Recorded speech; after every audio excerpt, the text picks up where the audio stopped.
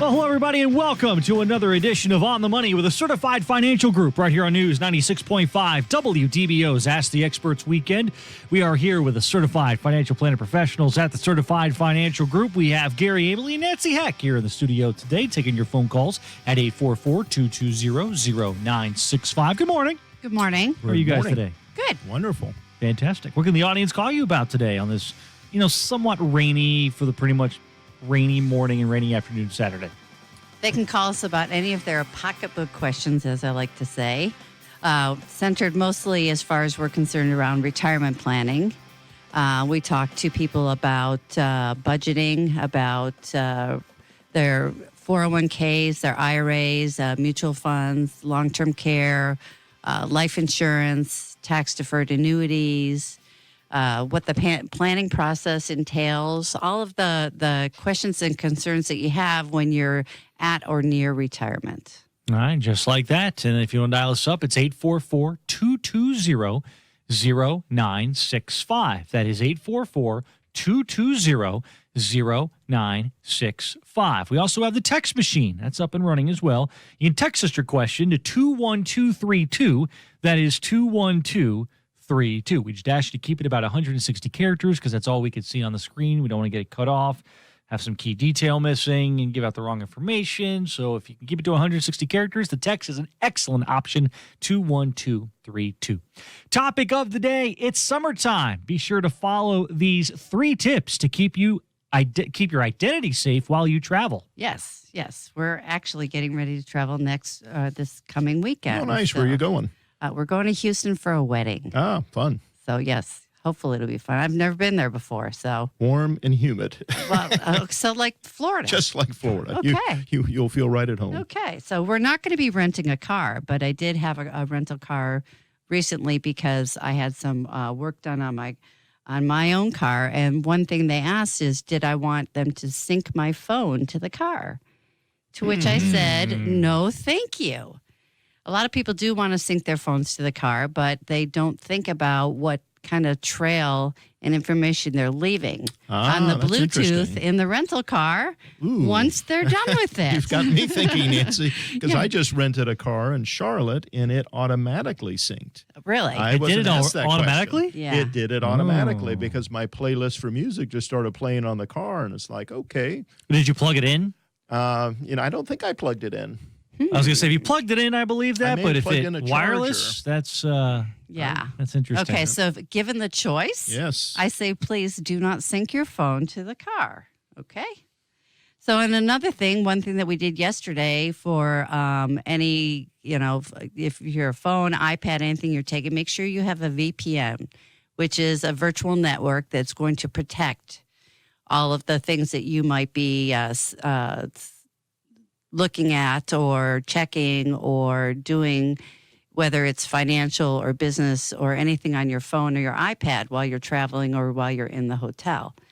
A lot of people you see walking around doing stuff on their phones, or you go into a coffee shop and everybody's on their laptop doing schoolwork or business or something. And I always wonder what kind of protection they have on their little laptop there, or how much are they leaving themselves open to anybody who may be sitting next to them or are walking past. Well, that's right. And I think probably a lot of folks maybe in a Starbucks are just using their Wi-Fi. They're not using a VPN. Right. So that is very good advice. Yes. And, when you're going to a hotel, you're given the password so you can log on to their network, and you want to be able to protect yourself while you're doing that. And the last thing that I'm going to suggest is that you empty out your wallet. I know that there's a lot of people that have more than one credit card. We have a basket right here for those of you who want to empty your wallet. If you have a card, just one credit card should be enough.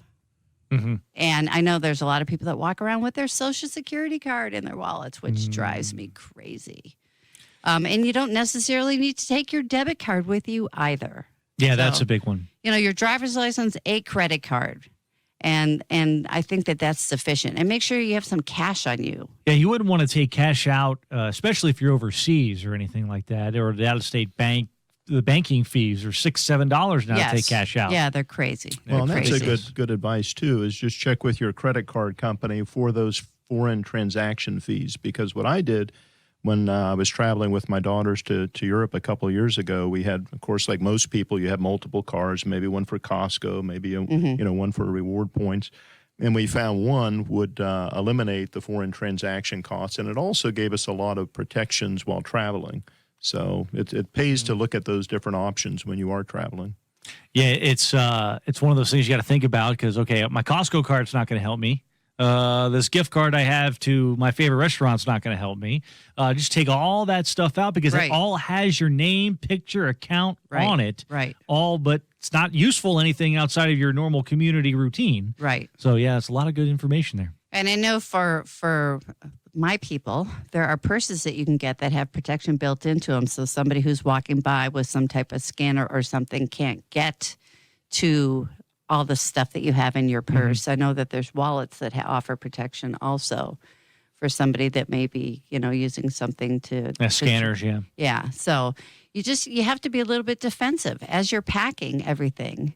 And think about what kind of trail you're going to be leaving. My vacation wallet is much, much smaller than my normal wallet. Right. Okay. I'm going to take it all out. One of the things we do, too, is when we're traveling, we put our passports, well, I don't, but my daughters put their passports in a necklace so that they're wearing it, on them, and it's not, on their purse or something that could be easily snatched. Right.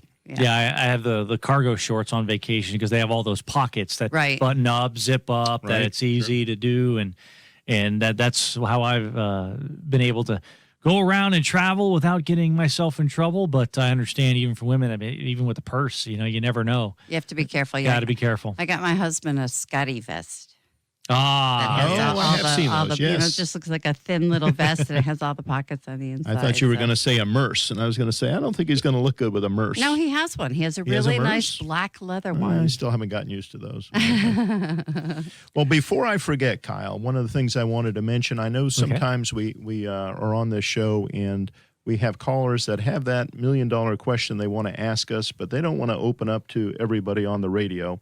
So we do have Rodney Owenby in our office, and he is taking calls as well. So if you have something personal that you don't want to share with, thousands of other people listening, you can call our office at 407-869-9800. And I know Rodney, he's a CPA and a certified financial planner, so he can also help with tax issues that you might have or tax questions, tax planning. But he's a very humble person, so I think you'll feel comfortable sharing your questions with him. Yeah. Go ahead and give out the number one more time before I give the number. So that office number is 407-869-9800, and I believe he will be there today till 10 o'clock. No, so plenty if of you time. have personal questions, feel free to call.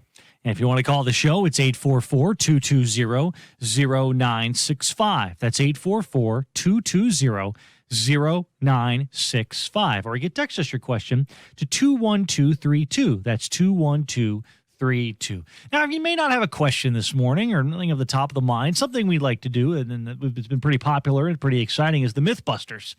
What is that piece of advice you've been listening to for the past 10, 15, 20 years because the neighbor told you had a best friend's aunt, uncle who was worked in finance at some point? Well, his cousin told you to do that. This is what we're doing on the radio today. So, you know what? I heard this. Is that true? You can just call up and just get a confirmation that you're on the right track. 844-220-0965. What's the most common thing you've heard recently that you're thinking, you know what, people probably should be paying a little bit more attention to something different? I would say probably a recession. Everybody is so concerned about recession. The big talk of the day, you can't pick up the Wall Street Journal or Barron's and not see something stated about an inverse yield curve. The history of that is it's been a pretty good predictor of a recession. So let's just take, for example. What is an inverse yield curve? Good. Thank you. Oh, you beat me to it. Let me dumb this down a little. So usually when we talk about an inverted yield curve, we're talking about the difference between a 2-year and a 10-year Treasury note. Now, you typically would expect if you're going to invest in something out 10 years, you want a higher rate of return, right? Correct. So, but when the opposite happens, when you can earn more in a 2-year Treasury than a 10-year Treasury, that tends to be an indication that, woe is me, something bad is coming, right? We're losing confidence. The economy is going to slow down. And actually, it's been a very good predictor of past recessions. So that's been the buzz of late, and I think that's led to a lot of volatility. Of course, we've had the trade issues as well with Mexico, China, and I see maybe a deal's been reached hopefully this morning. But back to the recession, one of the beautiful things about our office is we've got 12 CFPs, and we all talk about these things regularly in our planner meetings. And somebody brought up recently, I think Fidelity was visiting us, and they had a nice handout, if you will, about the history of recessions going back to after World War II. And what I thought was interesting, and I was very surprised actually by it, is about half the time when we're in a recession, the market actually rises. So it's almost a flip of a coin. And if any of our listeners would like that, they can just go to financialgroup.com, shoot us an email, and we'd be happy to send you that data. So a recession is not a bad thing. No, not. Now, I'm going to ask Nancy a question, put her on the spot. Why is a down market actually good for your portfolio? Why is a correction or a bear market good for your portfolio? Well, you get to buy on sale. Well, that's exactly right. So we get to rebalance. Yeah. Now, every planner rebalances differently. Some planners will rebalance maybe once or twice a year. Some will rebalance when you're off target, maybe by 5-10% from your target allocation. And what we mean by that is the percentage that you would have in equity or stock mutual funds versus the percentage you would have in fixed income or bond mutual funds. Now, I sent an email to all of my clients and said, just so you know, you're going to see a lot more activity, a lot more transactions in your IRA accounts, your retirement accounts than normal, because what we had is a classic V over the fourth quarter of last year and the first quarter of this year. I mean, we went down 20%. We technically hit what we call a bear market, and we rose straight back up. And so we ended up in some accounts having to rebalance 3 and 4 times. And as Nancy said, the good news is we were buying low. Yes. And we were selling high. Yes. Now, I think that's the recipe for success. On our Learning Center, we have an article on what should I do when the market goes down, and I encourage people to read that. It's a lot of great literature on our website at financialgroup.com. All right. Yeah, a lot of great resources on financialgroup.com. Not only don't you have the Wall Street interesting story of the week and all that other magic stuff, it's all available at certifiedfinancialgroup.com, and you can get some information on upcoming workshops. Yes. You can indeed. Yes. The next workshop is Saturday, June 22nd. All of the workshops are on a Saturday. They're from 9 to 11 in our classroom in our offices at 1111 Douglas Avenue. So June 22nd, Healthcare Options in Retirement. Saturday, July 20th, Countdown to Retirement. And Saturday, August 24th, Financial Basics, Elements to a Successful Financial Plan. These are all hosted by Gary. And I'd like to talk about that last one because this is a new one, and we actually haven't developed it yet, I have to admit. But Rodney and I, Rodney, who's taking calls in the office today, and I are developing that workshop together because one of the things he said is we talk about financial planning day in and day out. We talk about it on the radio, but we never show somebody what that deliverable is. So in that workshop, we're going to go through a sample financial plan so people actually see, gee, if I hire somebody to do a financial plan, what do I get? And is it going to be accurate? And the first thing I say is it's not going to be accurate initially, but that's part of the financial planning process is we use a lot of assumptions. We use assumptions on growth rates, inflation. So we're going to go over all of that, including risk mitigation. Should you have something in place for long-term care? Should you have life insurance? I bet, Nancy, how many times you see people come to you in their 60s with enough net worth to retire comfortably, and they're still paying for life insurance. Well, that, and they don't think about the fact of how many years they're going to be actually in retirement. Exactly. They look at, I'm going to retire in 2 or 3 years, and I have all this money.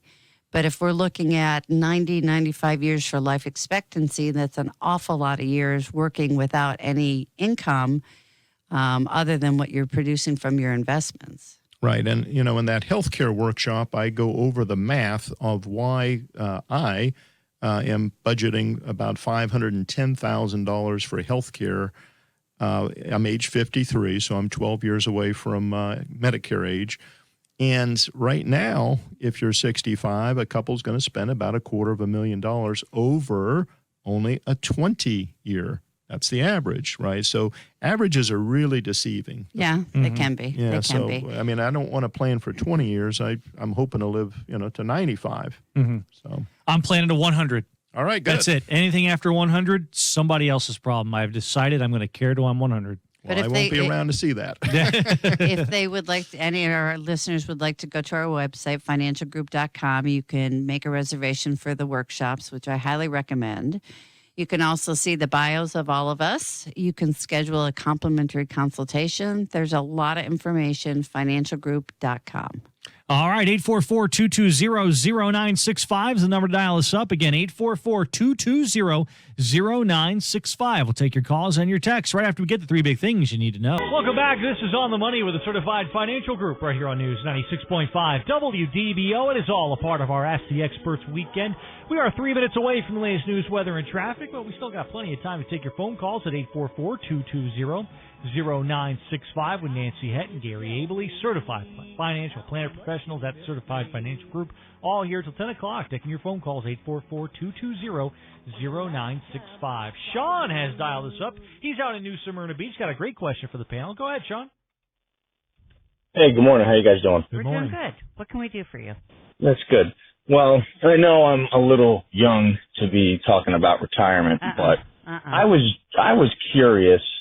You guys talk a lot about the investments and the money you can make off your investments. I was curious is if I save, say, $2 or $3 million during my working career, if I leave that money that I set aside for retirement in a bank account that has a pretty solid interest rate on it, do you think that would be able to help supplement my income during retirement? And I understand that the more money I take out of it, the less interest I'm going to get on it. Okay. I was just curious. Go ahead. Oh, I'm sorry. First, I want to address your saying that you're too young. For our listeners, Sean is 27. The earlier that you start saving for your retirement, the better off you'll be. The one advantage you have that a lot of people don't have is you have time. And time is a huge, huge factor when it comes to savings for retirement. Okay, so, and then you're saying a high interest rate. So what do you consider to be a high interest rate? I would consider a high interest rate probably 3 or 4%. Okay. On what's in the account. All right. So there aren't any bank accounts that are paying 3 or 4% right now. That would be nice if there were some that were paying that. I think you can get just under 2, right around 2, if you're willing to lock your money up for maybe 5 years. But in our planning process, we use 3% or more for an inflation factor. So if you're earning, say, 3% interest on something, and inflation is at 3% higher, you're either stagnant or you're going backwards as far as purchasing power goes. So you always need to have some equities in your portfolio no matter what age you are. Well, you need some growth assets. Now, some folks, I'll use my dad as an example because it's his birthday. And Yay. But he... Well, happy birthday to him. Absolutely. So he has never invested in stock mutual funds, and if he ever asked to, I would say, Dad, don't, because he cannot handle the volatility up and down. But he has invested in growth assets known as rental property or farm land, etc. But, here's the issue, Sean. You could live 70 more years at your age in your 20s. And one thing that people ask me, well, Gary, why are you using 3% as inflation in the financial plan that you did for me? Because inflation's, we're having a hard time getting to 2% right now. And the reason is, especially for somebody your age, is inflation has actually averaged a little over 4% if we go back the last 50 years. So I think it's naive of us to think inflation will stay at this 2%, especially given we have unfunded liabilities for Medicaid, Medicare, and Social Security exceeding $80 trillion in addition to our debt of $20 trillion. So our real issue in this country is $100 trillion ticking time bomb, and that will likely, unfortunately, lead to inflation, possibly hyperinflation, in somebody at your age. So you need growth, Sean. You need growth. I can send you something, too, if you want to email us later. That will be a great indicator of comparing savings rates in a bank to equities. Well, Sean, hang on the line. We're coming up on latest news, weather, traffic. We'll pick this up where we left off. You want to get behind Sean, it's 844-220-0965. That is 844-220-0965. We will continue with On the Money right after the latest news, weather, and traffic right here on News 96.5 WDBO.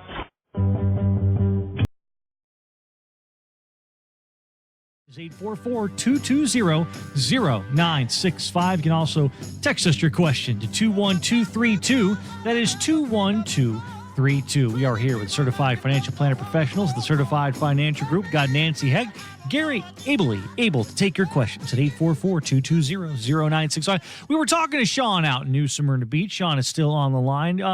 Gary, I want to have you pick this up where we left off here. Sean was just trying to get some interest rate questions about whether just putting a high interest savings account was good enough to get him through retirement.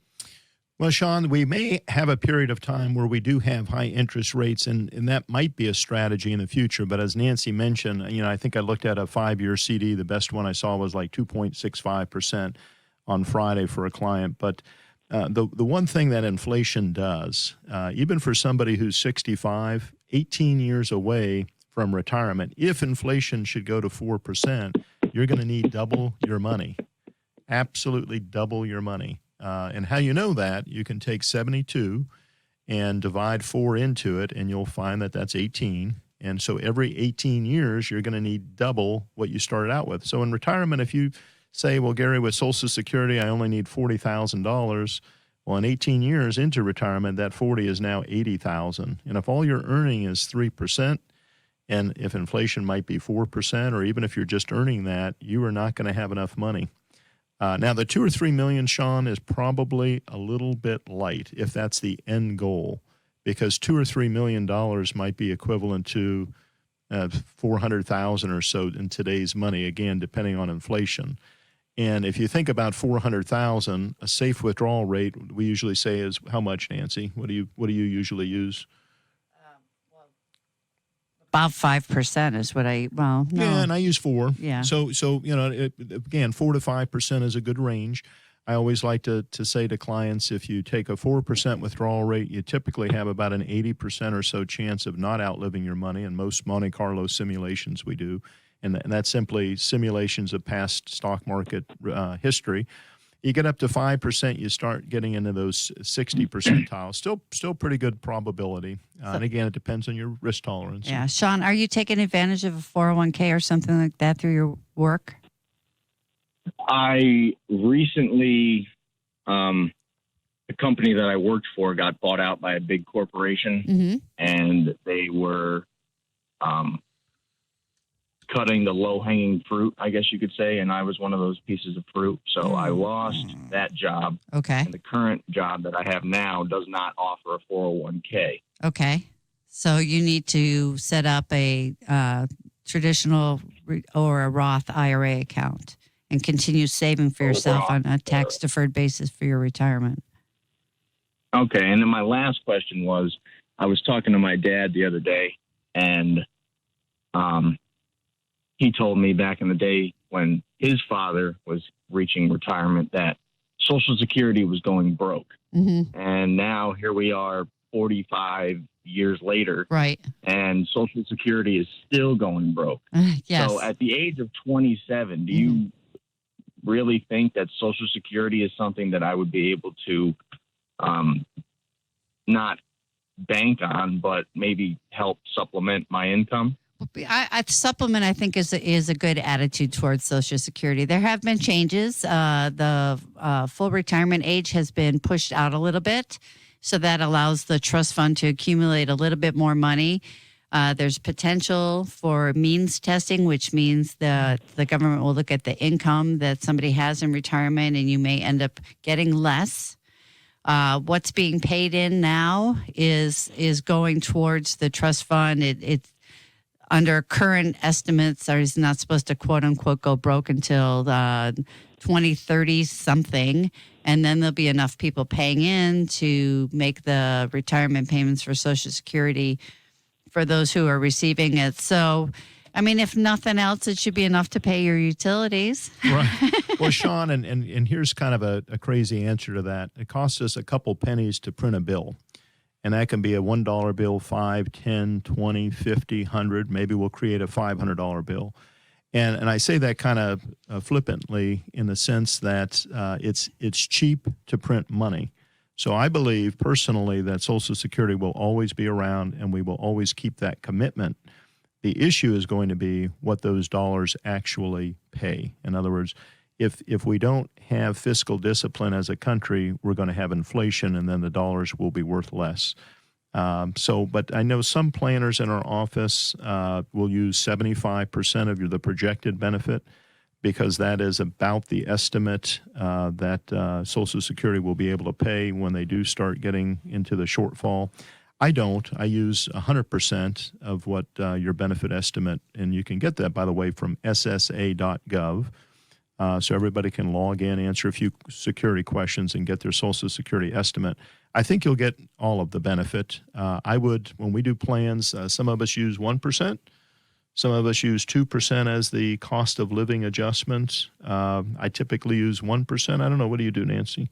Inflation factor on Social Security? Right, the cost of living adjustment. Nothing. I don't. Okay. I use zero. Right. So, I mean, we've experienced decent adjustments, but they've also, Congress has talked about tweaking that so that would pay out less. And by the way, you'll hear people say we've never had a cut to Social Security benefits, and here's the roundabout way how they actually cut it. Used to never be taxed.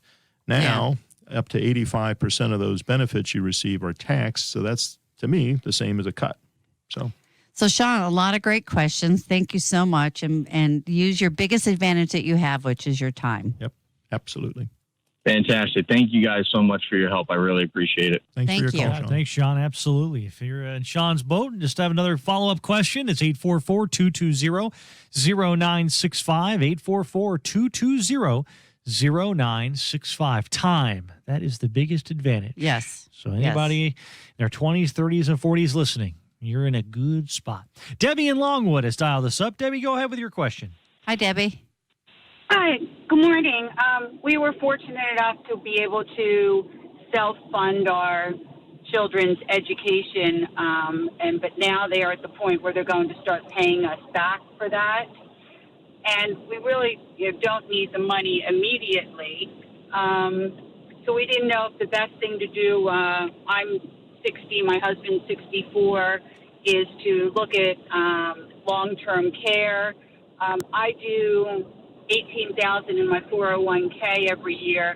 My husband hasn't been good about doing his. He has a simple plan. So I don't know if the best thing to do with those monthly payments is to focus on long-term health care or to fund my husband's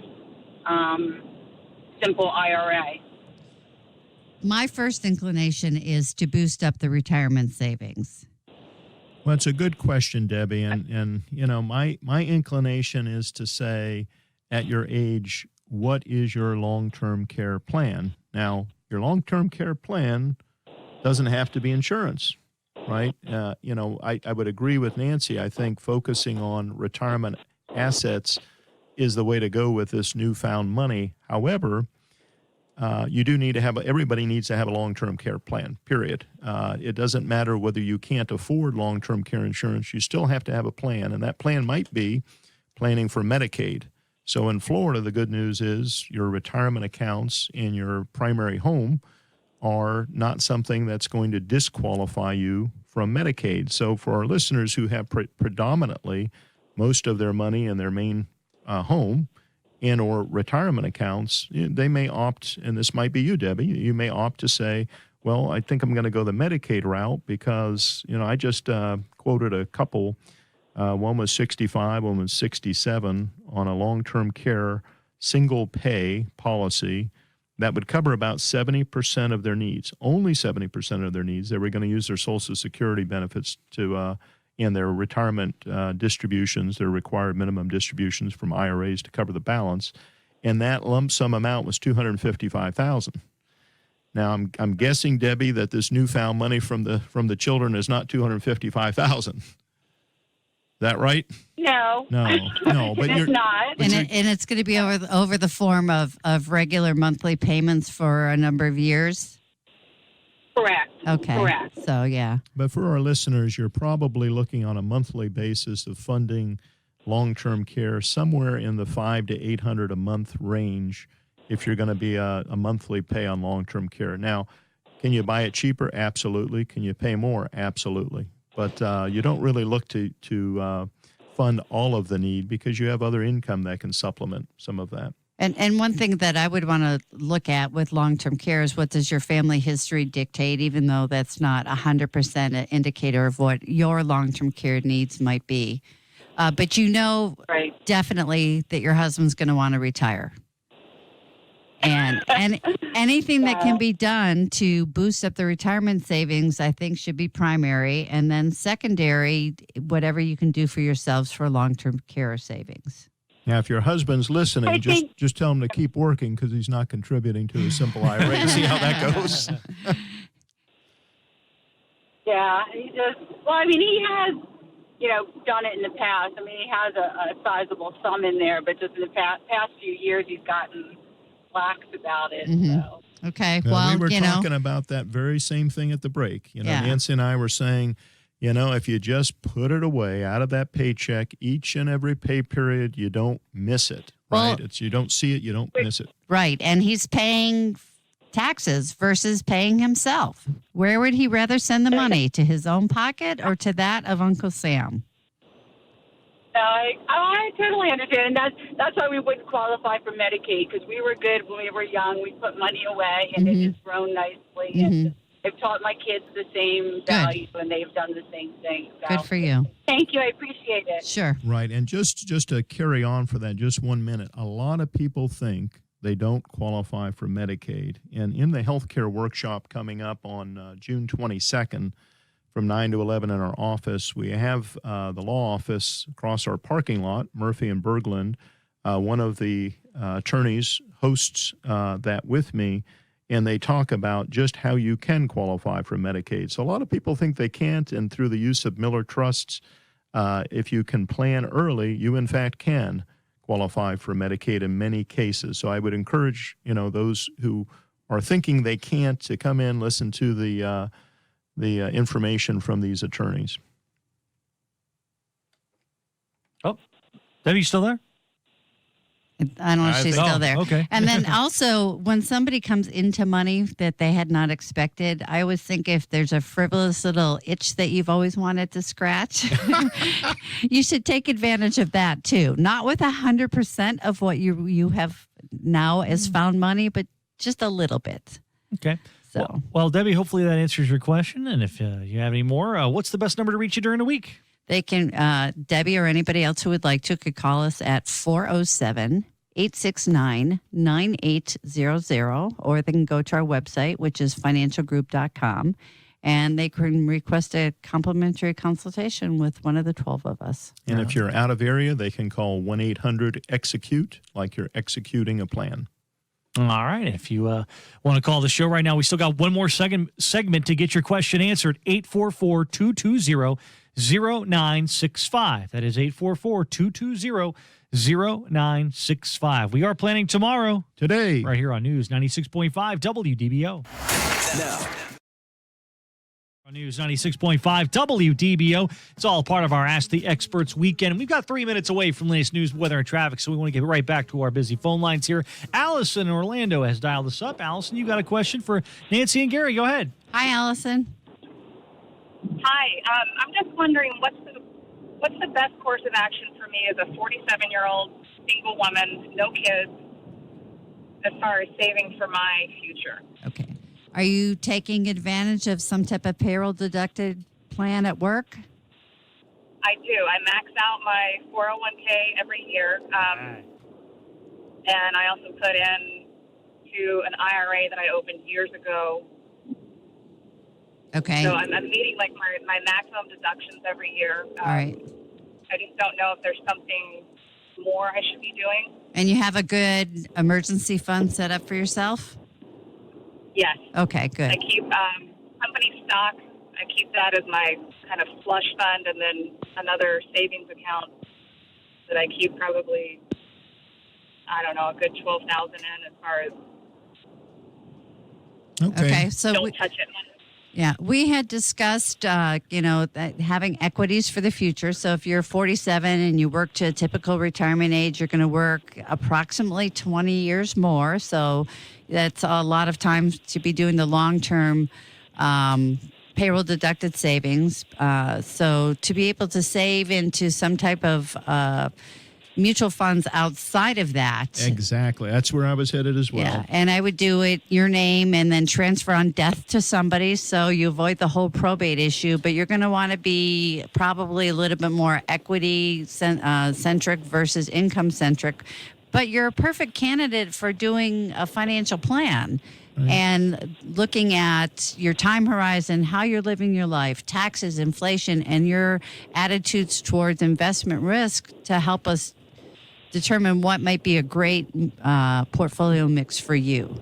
So, Allison, I don't want to ask numbers over the air, but let's hypothetically say that you have, $250,000 saved so far for retirement in IRAs and plans at work, and now you're saying, well, where else can I save? I heard you say you had some savings as well. I think one of the biggest mistakes that we make is continuing to fund potentially IRAs that are non-deductible or funding excesses into retirement plans that are going to cause us to have to take that out and pay ordinary income tax rates. So having savings outside invested in very tax-efficient investments. Now, these might be index funds, potentially at your age, maybe some individual stocks or tax-managed mutual funds, so that when you sell those in retirement to help supplement your withdrawals from your IRAs, you're only paying taxes at a lower long-term capital gains rates. So, for example, Allison, we would want you to have, if things were balanced, you had 250 in retirement, 250 outside of retirement, we would want all of your fixed income to be in your IRAs and all of your stock mutual funds to be outside of your IRAs for tax efficiency. So call us at the office. I think we're hitting a deadline here, but the end of the show. But call us at the office so we can talk about how to tax efficiently do what you're looking to do. Gary's going to give you the number right now, Allison. Go ahead. That is 407-869-9800. And the website? Financialgroup.com. All right. We'll be back here next Saturday. Thanks so much for listening to On the Money with the Certified Financial Group right here on News 96.5 WDBO.